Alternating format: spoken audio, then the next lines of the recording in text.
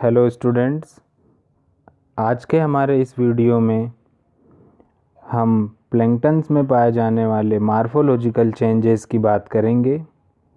कुछ ऐसे morphological changes होते हैं जिससे कि प्लैंक्टन्स अपने नॉर्मल मार्फोलॉजिकल कैरेक्टर से हटकर एक न्यू स्पीशीज़ की तरह दिखाई देता है, जबकि वह न्यू स्पीशीज़ नहीं होता है, लेकिन उसमें कुछ ऐसे स्पेसिफिक चेंजेस आते हैं, बॉडी साइज़ में चेंजेस आते हैं जिससे कि हमें लगता है कि ये न्यू स्पीशीज़ है, जबकि इसको एक स्पेसिफिक नाम दिया जाता है जिसको हम साइक्लोमॉर्फोसिस कहते हैं।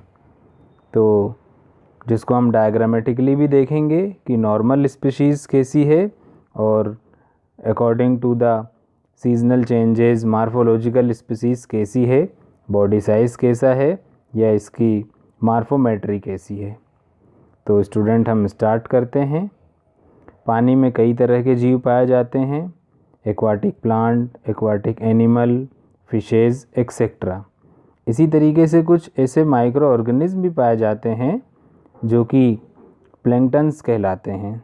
प्लैंक्टन्स एक ऐसे एनिमल्स होते हैं जो कि ड्रिफ्ट एनिमल होते हैं, मीन्स वाटर करंट के थ्रू मूव करते हैं, पानी की धारा की सहायता से ये मूव करते हैं।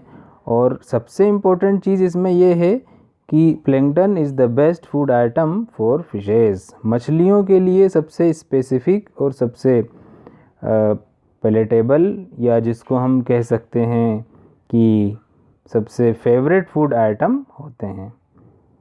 जनरली प्लैंक्टन दो प्रकार के होते हैं, जू plankton and phyto plankton. Students, जू प्लैंक्टन के 4 मेनली ग्रुप हैं, रोटीफेरा, क्रस्टेशिया, कोपीपोडा एंड ऑस्ट्रेकोडा। इसमें जो रोटीफेरा हैं और क्रस्टेशिया हैं, क्रस्टेशिया में क्लेडोसीरन, डेफनिया वगैरह आते हैं, और रोटीफेरा जिनका फाइलम ही सेपरेट है। इन दो फाइलम्स में, रोटीफेरा एंड क्रस्टेशिया में, कुछ सीजनल चेंजेस पाए जाते हैं जिससे इनकी बॉडी में मार्फोलॉजिकल चेंजेस आते हैं।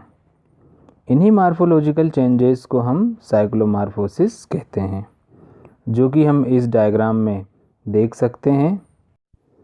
स्टूडेंट्स, सबसे पहले हम देखेंगे क्लेडोसीरन या डेफनिया में किस तरीके से साइक्लोमॉर्फोसिस को हम पहचान सकते हैं।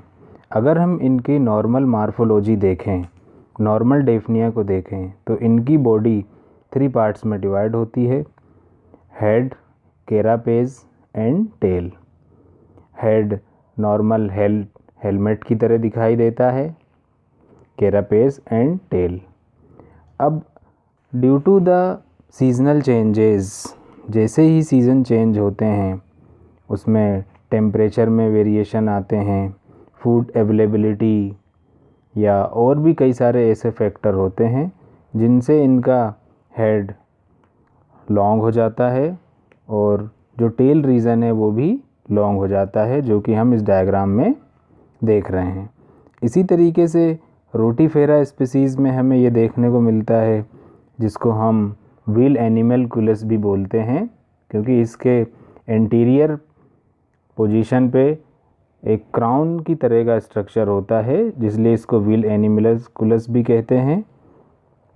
इसमें स्पाइंस का साइज़ इंक्रीज़ होने लगता है जैसे ही कुछ सीजनल चेंजेस आते हैं, size of spine is increase.